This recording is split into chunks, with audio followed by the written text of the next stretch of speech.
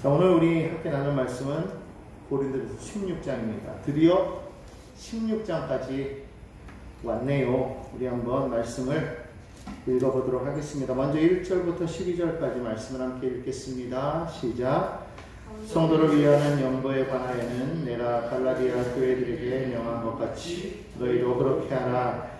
매주 첫날에 너희 각 사람이 수입에 따라 모아두어서 내가 갈 때 연보를 하지 않게 하라. 내가 이럴 때에 너희가 인정한 사람에게 편지를 주어 너희의 은혜를 예루살렘으로 가지고 가게 하리니 만일 나도 가는 것이 같다 하면 그들이 나와 함께 가리라. 내가 마게도냐를 지날 터이니 마게도냐를 지난 후에 너희에게 가서 꼭 너희와 함께 머물며 겨울을 지낼 듯도 하니 이는 너희가 나를 내가 갈 곳으로 보내어 주게 하려 함이라. 이제는 지나는 길에 너희 보기를 원하지 아니하노니 이는 만일 주께서 허락하시면 얼마 동안 너희와 함께 머물기를 바람이라. 내가 오순절까지 에베소에 머물려 함은 내게 방대하고 유한 문이 열렸으나 대적하는 자가 많음이라. 디모데가 이르거든 너희는 조심하여 그로 두려움이 없이 너희 가운데 있게 하라. 이는 그도 나와 같이 주의를 힘쓰는 자이니라. 그러므로 누구든지 그를 멸시하지 말고 평안히 보내어 내게로 오게 하라. 나는 그가 형제들과 함께 오기를 기다리노라. 형제 아볼로에 대하여는 그에게 형제들과 함께 너에게 가라고 내가 많이 권하였으되 지금은 갈 뜻이 전혀 없으나 기회가 있으면 가리라. 아멘. 아멘. 할렐루야. 아멘. 시간이라는 것이 참 어떻게 보면 야속하기도 하고 그렇습니다. 모든 것이 지나간다는 것을 우리는 절실하게 느끼죠. 시작이 있으면 끝이 있듯이 모든 것에는 마지막이 있는 것 같습니다. 시작도 중요하고 마지막도 중요한 것을 우리는 삶을 합니다. 그러나 우리는 시작과 끝뿐만 아니라 그 모든 삶의 과정을 우리는 어떻게 살아야 될까요? 오직 하나님을 위해서 우리는 살아가는 그런 모습이 되어야 될 줄 믿습니다. 하나님께서 우리를 지으신 그런 분명한 목적을 알고 그 사명을 알고 그 사명을 따라서 살아나가는 우리가 될 때 우리의 인생은 결코 무의미하지 않을 것입니다. 그것을 모르기 때문에 사람들은 삶을 열심히 산 것 같은데 때로는 공허해요. 우울합니다. 마음이 괴롭습니다. 그렇기 때문에 우리가 무엇을 했을 때 우리 마음이 가득 찰까? 어떤 것을 할 때 여러분 마음이 막 차십니까? 혹시 여러분 살아가시면서 한 번도 나는 공허한 적이 없었다. 그런 분 계십니까? 정말 복된 분이에요. 살아가면서 나는 한 번도 우울한 적이 없어요. 너무 복된 사람입니다. 혹시 그런 분 계십니까? 저는 그게 뭔지도 몰라요. 그런 분이 계시면 참 복된 것 같아요. 우리가 공허하다라는 것은 왜 공허하냐? 의미가 없기 때문에 공허합니다. 목적이 없기 때문에 공허합니다. 태초의 모습이 그러지 않았습니까? 태초의 모습이 어땠다고 그랬죠? 땅이 혼돈하고 공허하다고 그랬지 않습니까? 하나님이 그 혼돈하고 공허함 가운데 하나님 말씀으로 무엇을 주셨냐면 의미와 질서를 주신 거죠. 그래서 의미와 질서를 주심으로 공허함이 사라졌어요. 혼돈이 사라졌어요. 이게 하나님이 우리에게 주신 겁니다. 무엇이 들어갈 때 그랬다고요? 말씀이 들어갑니다. 그 말씀이 우리 안에는 생명이 되는 거죠. 그 말씀이 우리 안에서 무엇이 됩니까? 소망이 되고 의미가 되는 겁니다. 그 말씀을 우리 안에 붙잡을 때 우리는 살아가는 거죠. 성경은 요한은 그 말씀을 곧 예수라고 말씀하고 있습니다. 그러니까 다시 말하면 우리 안에 예수가 거할 때, 예수의 영이 우리 안에 있을 때 우리는 의미가 있게 되는 거예요. 우리는 소망이 있게 되는 겁니다. 그렇기 때문에 그것이 없는 인생은요, 아무리 벌어도, 아무리 누려도 공허해요. 공허합니다. 우리가 생각할 때는 우리가 가보지 않은 길이기 때문에 저 길은 좋을 거야 라고 생각을 합니다. 많은 사람들은 대부분 다 그냥 고만고만 살아가요. 상위 0.1%, 넓게는 1%만이 우리와 다른 길을 걸어갑니다. 그러면 그 사람들을 바라보면서 저들의 길은 행복할 거야 라고 생각을 합니다. 여러분 행복할까요? 그건 모른다는 거죠. 모르는데 우리는 막연하게 뭐라고 생각합니까? 행복할 거라고 생각해요. 한숨을 푹푹 쉬면서 저들처럼 살면 나는 한숨 쉴 일이 없을 거야. 아, 나는 정말 행복할 거야. 평안할 거야. 기쁠 거야. 안 가봐서 모르는 거예요. 안 가보니까 모르는 거예요. 공부 잘하는 사람을 바라보면 공부 못하는 애들은 바라보면서 야, 1등을 하면 얼마나 좋을까. 날아다니겠지. 그래서 뭐 그냥 계속 초등학교 때부터 계속 위에서만 놀아. 한 번도 내려와 본 적이 없어. 항상 상위권에서만 놀다가 결국에는 서울대를 가고, 그래서 뭐 어떤 사람은 뭐 대기업에서 아주 그냥 높은 자리로 올라간다든지 아니면 또 뭐 자기 각 분야에서 높은 자리로 올라가. 그런 걸 보면 아, 저들은 참 행복할 거야. 안 가봤으니까 그런 얘기 하는 거죠. 거기 있는 사람들은 나름대로 고뇌가 있을까요? 없을까요? 있겠죠. 왜 없겠어요? 세상은 고통이 없는 자리가 없잖아요. 세상은 고단하고 힘들어요. 어느 위치에 있든지 힘들어요. 아까 이제 낮에 위에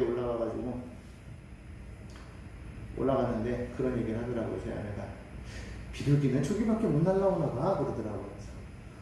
그래서 제가 우스갯소리를 그랬어요. 아니야, 더 올라갈 수 있는데 쟤는 고소공포증이 걸려서 그래. 제가 비둘기를 알까요? 모를까요? 모른다는 거예요. 하늘을 나는 기분이 어떤지 아십니까? 몰라요. 비행기 타고 날아가도 그거하고 직접 내가 날아가는 거하고는 다르기 때문에 우리는 몰라요. 모르니까 좋아 보이는 거예요. 모르니까 행복해 보이는 거예요. 근데 여러분, 진짜 행복은 어디 있냐면 말씀 안에 있어요. 그 말씀이 내 안에 들어와야 그래 내가 행복한 거예요.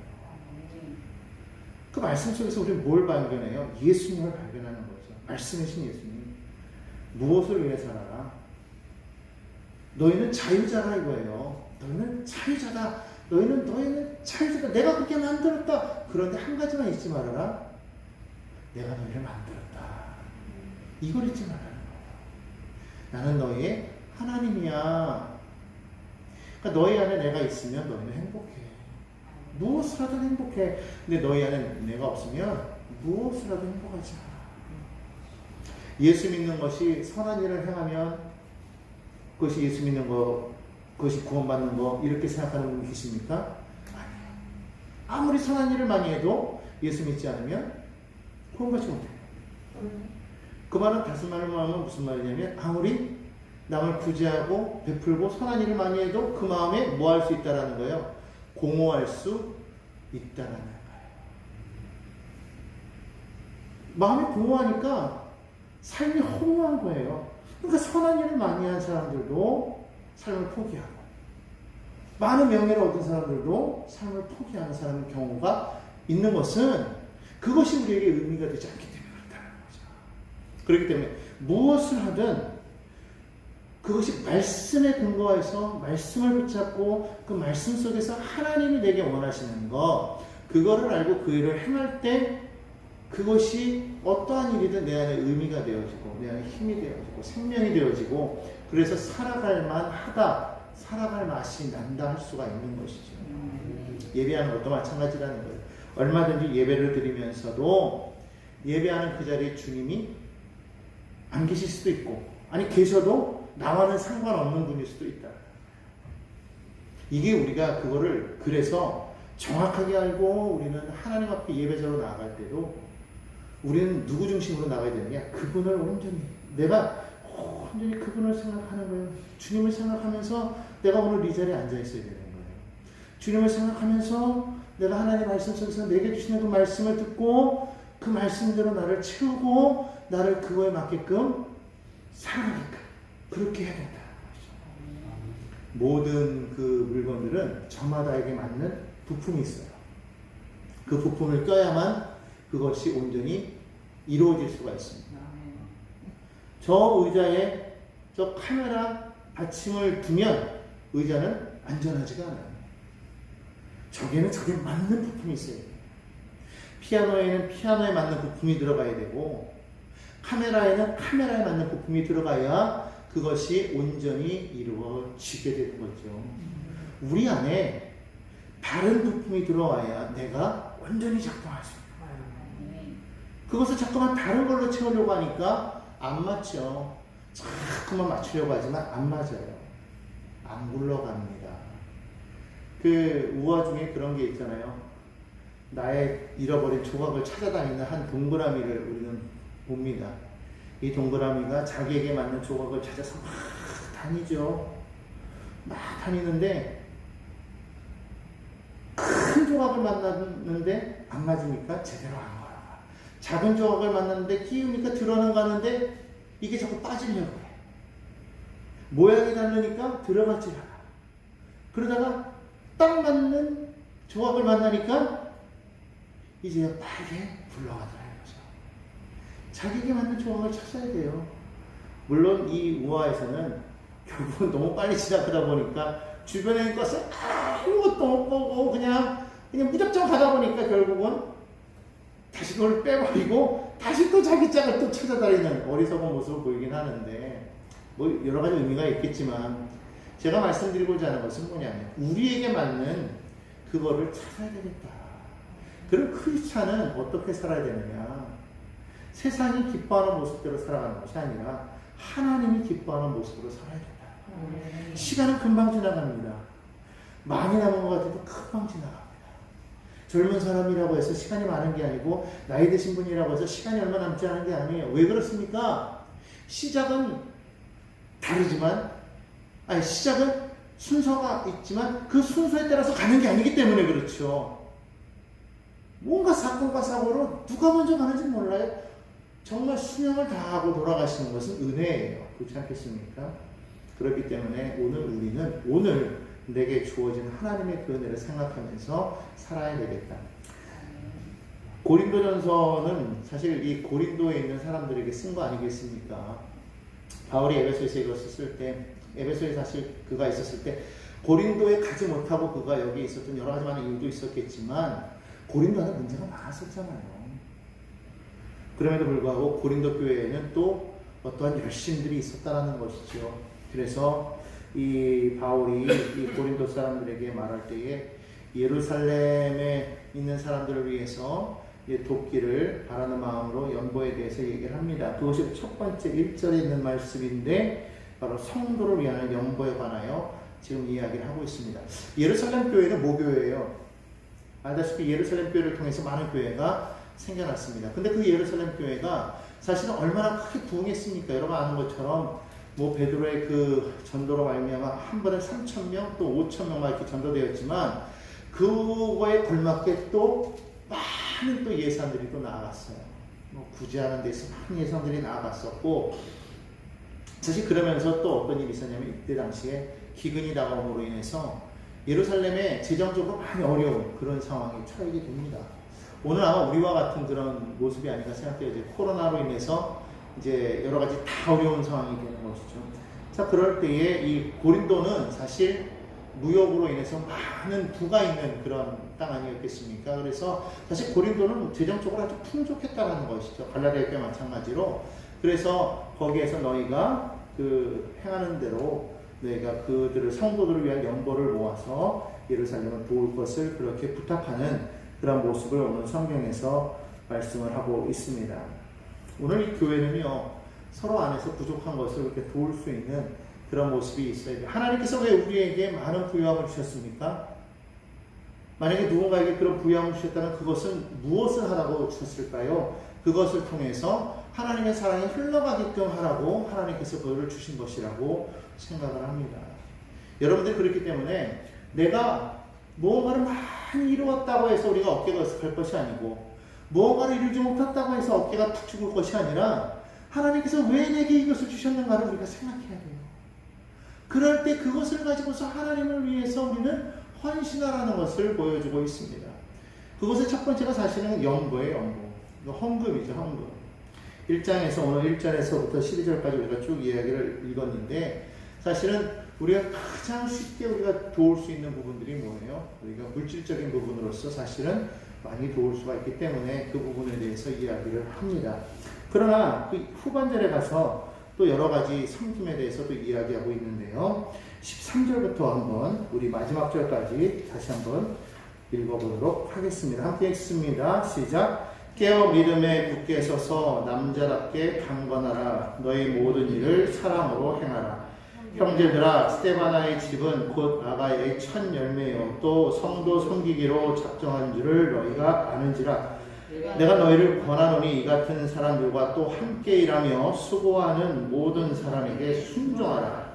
내가 스데바나와 고드나도와 아가이고가 온 것을 기뻐하노니 그들이 너희의 부족한 것을 채웠습니다. 그들이 나와 너희 마음을 시원하게 하였으니 아볼라와 브리스가와 그 집에 있는 교회가 죄송합니다. 그러므로 너희는 이런 사람들을 알아주라.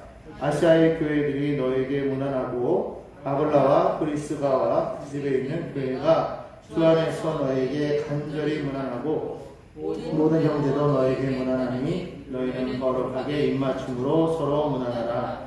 나 바울은 친필로 너에게 무난하노니 만일 누구든지 주를 사랑하지 아니하면 저주를 받을지어다. 우리 주여 오시옵소서. 주 예수 그리스도의 은혜가 너희와 함께하고 나의 사랑이 그리스도 예수 안에서 너희 우리와 함께할지어다. 아멘.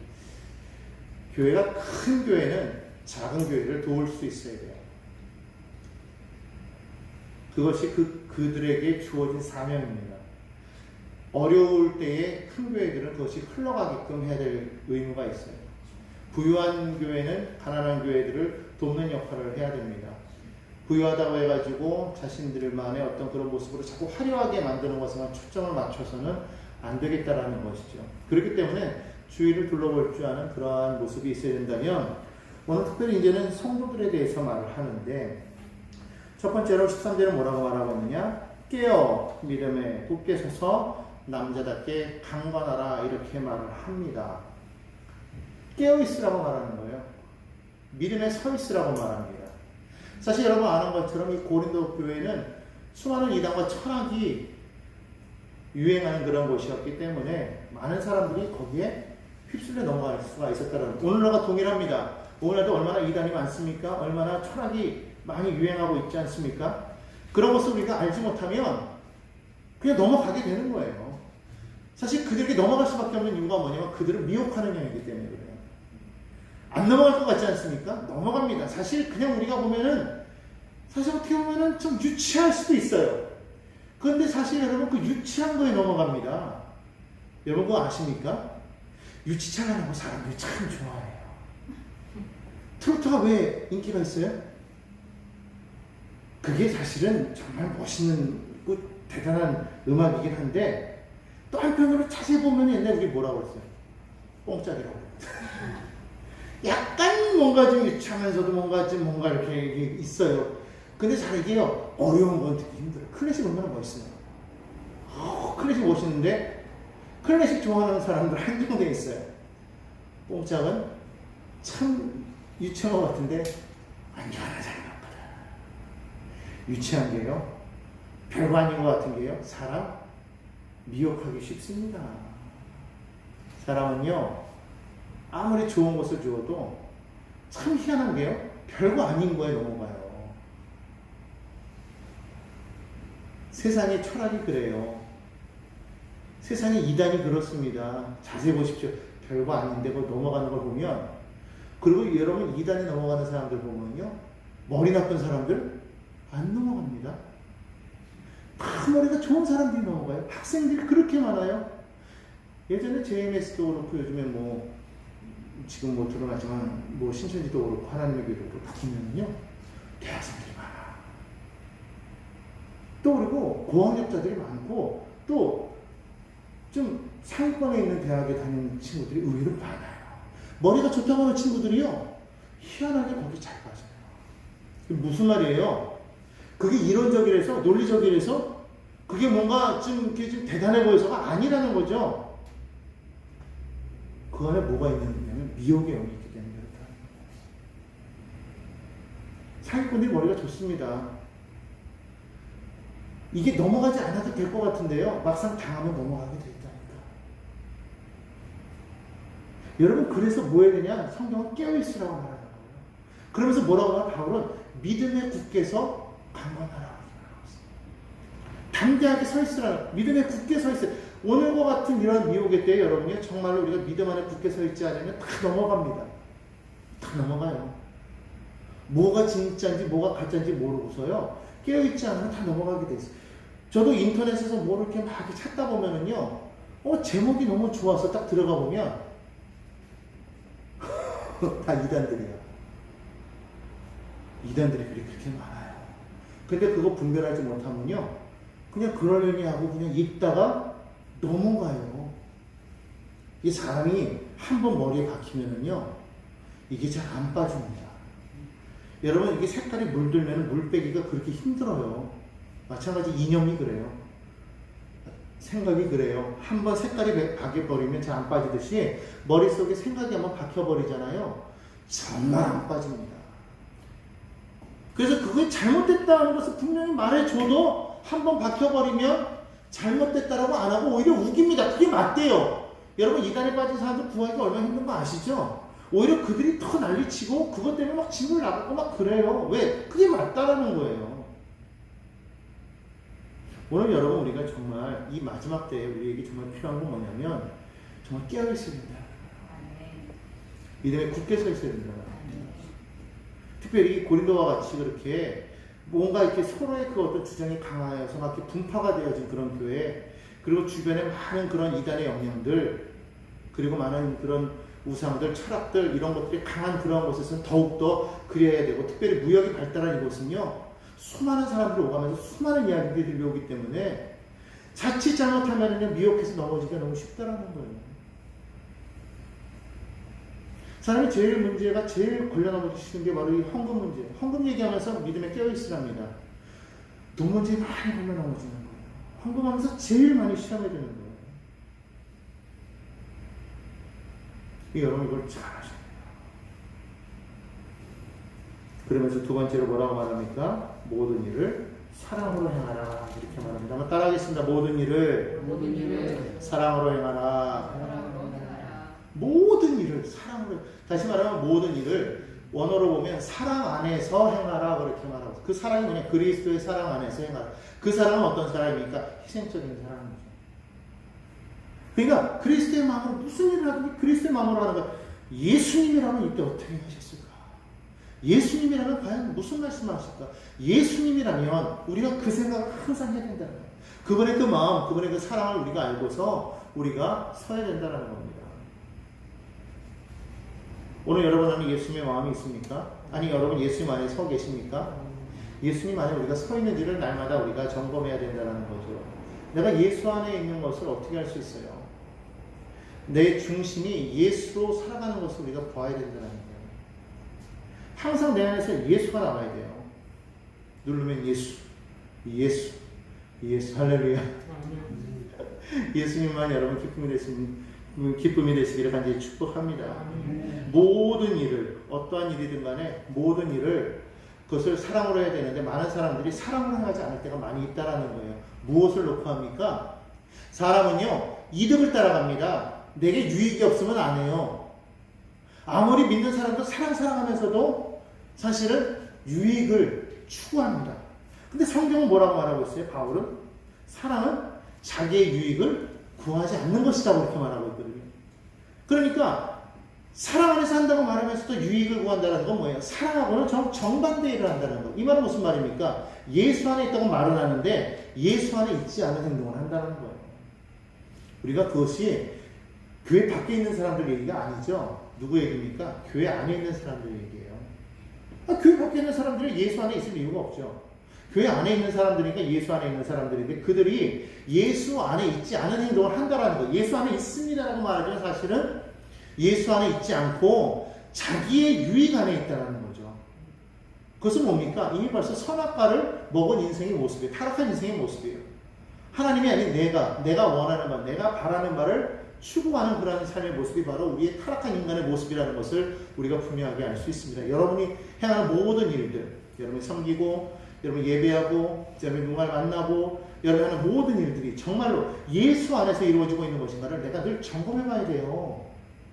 여기는 나 자신부터 시작해서 나는 정말 예수 안에 있는가? 우리가 항상 왜 그러냐면 우리가 잊어버리기 때문에 그렇다. 잊어버려요. 날마다 우리가 주님 안에 거한다고 말하지만 정말 그렇습니까? 그러지 못하잖아요. 늘 주님과 함께 한다고 말하지만 사실은 주님과 함께 하는 것보다는 그냥 모든 것에 빠져 있다가 주님과 만나는 거지. 근데 성경은 날마다 주님과 우리는 동행하길 바라시는 거예요. 성경은 데살로니가서에 보면 쉬지 말고 기도하라, 범사에 감사하라, 항상 기뻐하라 그랬는데 범사, 항상 쉬지 말고 늘 그렇게 말하고 있는데 우리는 실제로 그러지 못하고 있기 때문에, 그러니까 날마다 내가 예수화되어 있습니다. 다시 말하면 내가 곧 예수, 그분이 내고 내가 그분이 되는 그런 삶의 모습으로 우리가 살아갈 때 모든 일을 그렇게 행할 수가 있는 거예요. 그러니까 섬김도 마찬가지인 거예요. 섬김도 내가 한다라고 생각하면 거기에 뭐가 있습니까? 내가 이것으로 내가 했는데, 내가 이것으로 했으니까 내가 높아지죠. 근데 사실은 예수와 함께하면 누가 한 거예요? 내가 한 게 아니라 그분이 한 거예요. 그러니까 그분이 한 거기 때문에 나는 아무것도 아닌 거예요. 베드로가 성전 미문에 올라갈 때 안전뱅이가 앉아 있습니다. 뭐라고 말합니까? 내게 있는 것으로 내게 주느니 곧 나사렛 예수의 이름으로 일어나 걸으라 그랬어요. 그리고 그분을 찬양하게 했지 자기가 찬양받은 게 아니에요. 우리의 모든 행함이 그렇습니다. 내가 찬양받으면 안 되고 그분이 높임을 받아야 되고 그분이 찬양받아야 되는 거예요. 그 모습으로 우리는 섬길 수가 있어야 되는 거예요. 그러니까 나는 내가 아닌 겁니다. 그분이 곧 나예요. 내 안에 그분이 내 안에 있을 때 나는 그분으로 일하게 되는 것이죠. 그러니까 그분 앞에 나는 그분 앞에 그분을 예배하는 아버지의 마음, 그러니까 아들의 마음으로 하나님 앞에 예배적으로 서는 겁니다. 그 마음으로 오늘 여러분 하나님께서 예수를 이 땅에 보내셔서 십자가를 지게 하셨을 때 그 마음 어떤 마음입니까? 저들을 사랑하는 그 마음을 알고 그 마음으로 하나님 앞에 서서 기도하고 예배하는 그 마음이 오늘 우리의 마음이 되어야 된다는 거예요. 그런 모습으로 우리가 변화되어야 된다는 것이죠. 성령이 오시지 않으면 절대로 되어질 수 없는 그런 모습이에요. 그러니까 이런 모습을 우리가 날마다 살아가야 되는데, 오늘 그 다음에 오늘 15절에 그렇게 말합니다. 제가 읽어볼게요. 형제들아, 스데바나의 집은 곧 아가의 첫 열매였고 성도 섬기기로 작정한 줄을 너희가 아는지라 내가 너희를 권하노니. 이 스데바나라는 사람이 아가야에서 첫 열매래요. 다시 말하면 이 아가야의 수도가 그러니까 고린도죠. 이 고린도의 다시 말하면 이 고린도 교회에서 처음으로 바울이 전도해서 열매 맺은 고린도 성도가 누구냐면 이 스데바나예요. 이 스데바나가 아마 그 가족들을 전도한 것 같아요.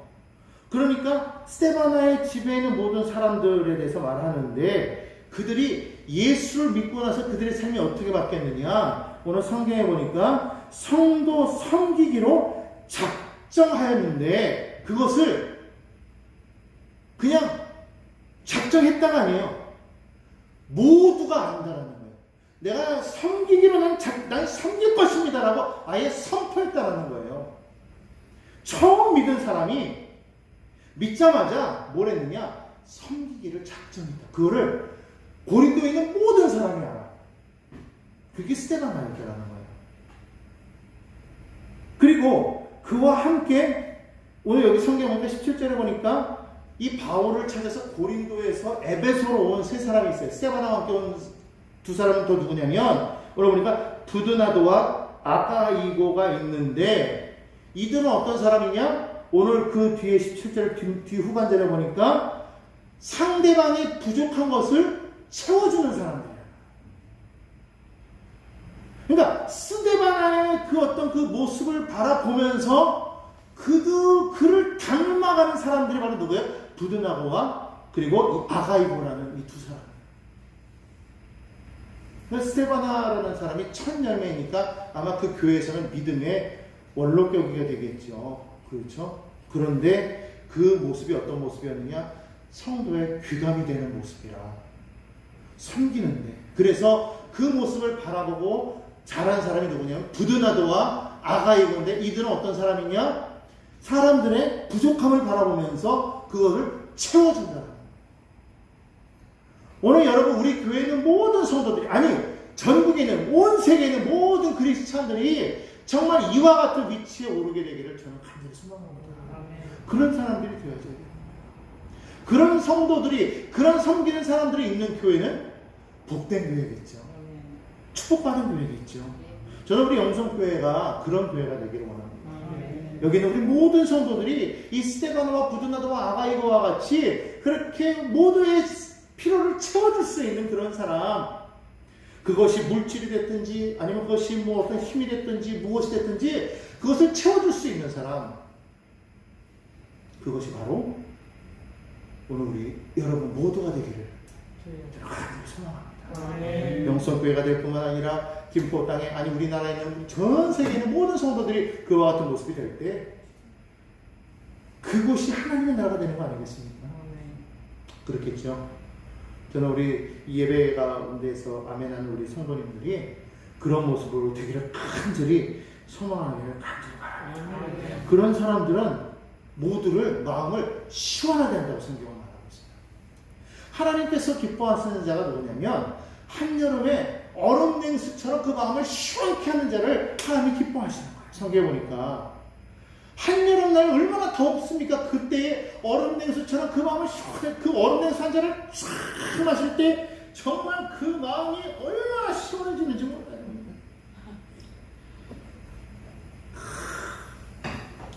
이거 술 마시는 건 아닌데 이렇게 간절할 때 물 마시면 얼마나 시원합니까? 아버지의 마음을 시원하게 할 뿐만 아니라 사람들의 마음도, 어떤 사람들, 우리 모든 성도들 뿐만 아니라 모든 사람들을 무엇으로? 그리스도의 마음, 사랑으로 믿음 안에 굳게 서서 그 사랑 안에서 예수의 사랑으로 이렇게 모두의 필요를 채워줌으로 인하여서, 섬김으로 인하여서 그들의 마음을 시원하게 해줄 수 있는 그런 사람들, 그런 사람들이 저는 우리 영성교회에 충만하게 봐요.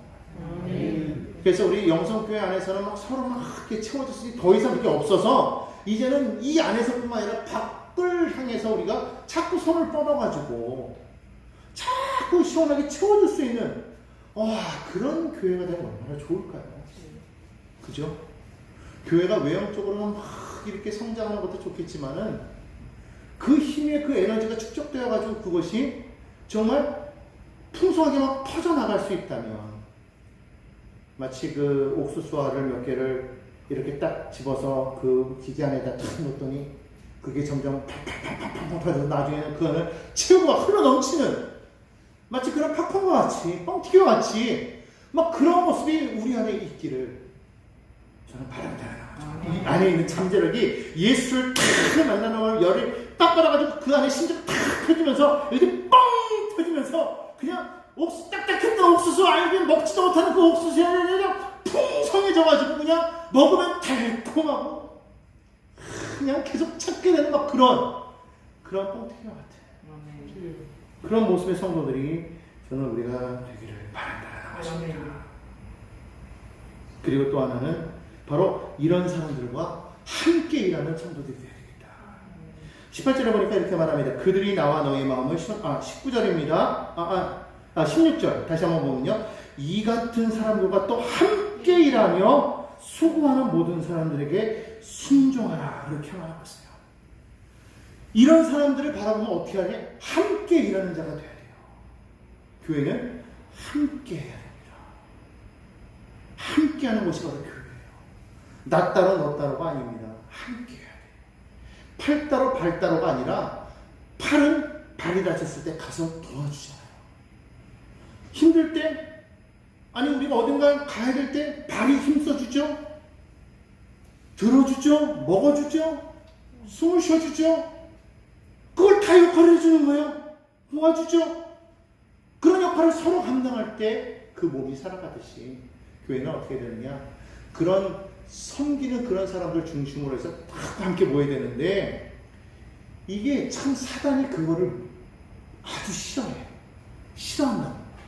그러니까 뭐 하게 만드냐면 그걸 바라보면서 야 정말 최고입니다, 훌륭합니다, 어떻게 하면 나도 그렇게 할 수 있을까요? 이게 나와야 되는데 꼭 뭐가 있냐면 꼭 시기에, 그러고서는 자꾸 뒤에서 뭐예요?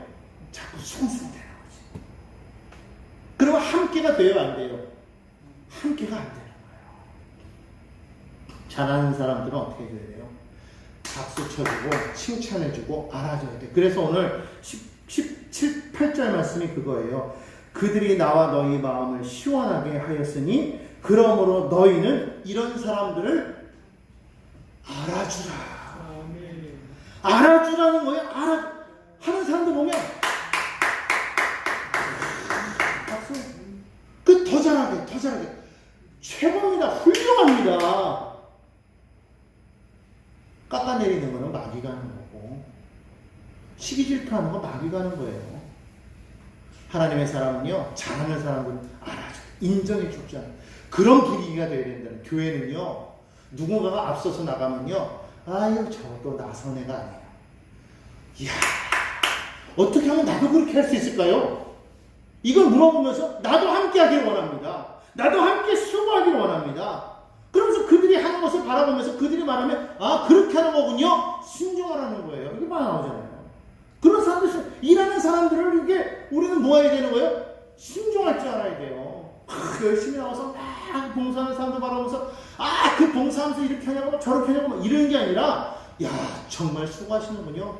박수 쳐주고. 그리고 어떻게 하면 나도 할 수 있을까요? 자, 교회 안에서요, 막 서로가 막 그냥 함께 일하면서 섬기면서 채워주면서 저는 우리 영성교회에 그런 소망을 둡니다. 여러분요, 정말 우리가 그와 같이 나서야 돼요. 그런 마음들이 있을 때 교회는 행복한, 있고 싶은 거예요. 우리 여러분 그렇게 있고 싶은 교회, 함께 하고 싶은 교회. 어느 누구 때문에 서로가 서로 이렇게 박수 쳐주면서 서로 인정해주면서 이야, 최고입니다. 너무 멋있어요. 나도 어떻게 그렇게 할 수 있을까요? 나도 본받기 원합니다. 나도 그렇게 한번 해보겠습니다. 그런 모습들이 우리 모두에게 있기를 예수님의 이름으로 축복합니다. 알아주는 사회, 알아주는 사회가 멋있는 사회. 우리 한번 많지가 않아서 못하겠지만 한번 이따가 나가시면서 한번 해보. 지금 하라는 말이 아니고 이따가 가시면서 서로에게 한번 이렇게 칭찬해 주시면서 또 아니면 주일날 오시면서도 한번 그렇게 한번 해보시기 바랍니다. 뭐 아무튼 우리가 알아줘야 될 이유는 뭐냐면 하나님 우리를 알아주시기 때문이에요. 여러분 그걸 알아야 돼요. 하나님이 나를 알아주시는 거예요. 우리는요, 알아주고 싶은 사람은 알아주고 알아주기 싫은 사람은 안 알아줘. 근데 하나님은 누구나 알 것 없이 알아주고 계세요. 여러분 누군가가 나를 불러줄 때 기뻐요, 안 기뻐요? 기쁘죠? 누군가가 상현아 그러면 기뻐요. 어디 딱 모여있는데 거기서 이상현 목사님 이러면 예 이렇게 돼. 근데 다 부르는데 나만 안 불러. 그럼 되게 속상해. 그런 거 있잖아요. 왜? 다 있는데 나만 쏙 건너뛰어가. 그러면 기분이 별하고 별거 아닌데 이상하게 그렇다고. 근데 거기서 내 이름만 싹 불러줘봐. 아이고 좋아라. 그죠? 여러분들 이름을 많이 불러주세요. 집에서도 마찬가지고 자꾸 집에서는요, 남편은 아내에게, 아내는 남편에게, 또 부모는 자녀에게, 자녀는 부모에게, 또 형제간에, 이웃간에 서로 간에 이렇게 자꾸 이름 불러주고 수고했다고 알아주고 당신이 있어. 사실 저도 그러지 못할 때가 참 많이 있는데 말씀 준비하면서 참 많이 회개가 되더라고요. 근데 가끔 제가 그런 생각 많이 해요. 당신이 있어서 참 고마웠어요. 이 말을 해주고 싶은데 그 말 꼭 생각하면요, 꼭 나와서 딴소리 한다. 꼭 이상하게 막 마음속 야, 내가 나와가지고 내가 진짜 당신 때문에 내가 정말 고마워서 막 이러고 했는데 나와가지고는 아니 그거 이거밖에 못하는 거야 이러면서 막 속으로는 이게 아닌데 막 이럴 때가 있어요. 회개해야 되는데 근데 사실 인정해주는 게 최고 아니겠습니까? 당신이 최고야. 그러니까 당신이 있어서 정말 우리 가정이 평안해. 당신 때문에. 우리 장로님들 계셔서 정말 우리 교회가 멋있어요. 우리 권사님들 계셔서 멋있어요. 우리 집사님들 계셔서 멋있어요. 우리 목사님 계셔서 멋있어요. 우리 사모가 있어서 멋있어요. 이게 진심이요. 아멘. 이런 얘기가 나올 때 아멘. 우리가 기쁨이 될 줄로 믿습니다. 아멘. 그래서 지금 마무리해야 되는데 오늘 여기 성경 보니까 바울은 이제 마지막으로 서로 무난하는 그런 모습이 나오는데요. 오늘 20절에 보니까 그렇게 말하네요. 서로 무난하라. 거룩한 입맞춤으로 서로 무난하라. 사실 이 말의 의미는 정확하게 뭐냐면 하나 되라는 소리예요. 하나 되라. 그러니까 그게 누구든 간에 처음 온 사람이든 아니면 오래된 사람이든 나갔다 들어온 사람이든 상관하지 말고 하나 되라. 하나 되라. 그게 뭐 하는 거다? 그게 사랑하는 거다. 주를 사랑하는 거다. 주를 사랑한다고 하면서도 하나 되지 못하면 주를 사랑한다고 말할 수가 없다라는 거예요.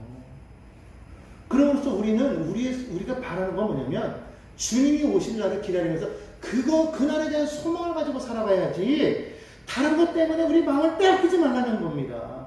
그걸 위해서 우리가 하나 되어 연합해서 주님 오시는 그날을 준비하면서 우리가 교회를 정말 섬기고 하나님의 나라를 세워나가면서 그렇게 행하는 우리 모습이 되어야 되겠다고 성경은 말씀하고 있는 줄로 믿습니다. 아무쪼록 오늘 성도 여러분들이요, 정말 저는 기대합니다. 우리가 정말 하나님이 부르시는 그날 언젠지 몰라요. 그날까지 여러분 살아가는 동안 여러분 생각해 보십시오. 우리가 주님 안에서 봉사하고 섬길 수 있는 날이, 예배할 수 있는 날이 많을 거예요. 여러분 우리가 할 수 있는 때 가장 아름다운 것으로 하나님 앞에 드리는 그런 우리가 되어야 되지 않겠습니까? 내 인생 살다가 마지막에 가서 그냥 남는 찌꺼기 가지고 시간의 찌꺼기, 인생의 찌꺼기, 에너지의 찌꺼기, 뭐 하여튼 내 삶의 모든 찌꺼기를 가지고 그제 와서 이제서야 나 주님 이제 알겠습니다 하고 돌아오는 것보다는 지금 나에게서 가장 최고의 시간에 가장 좋을 때 하나님 앞에 가장 좋은 것으로 하나님 앞에 드리면서 내가 드릴 수 있으면 하나님 앞에 감사할 수 있는 그런 삶의 모습이 되어진다. 여러분 우리는 얼마나 행복할까요? 그 교회는 얼마나 아름다울까요? 오늘 그런 교회 여러분 모두가 되길 바라면서 코로나 때문에 뒤를 물러나지 마시고 이런저런 거 다 내려놓고 하나님 앞에 예배하고 섬기는 저와 여러분 모두가 되기를 축복합니다. 기도하겠습니다.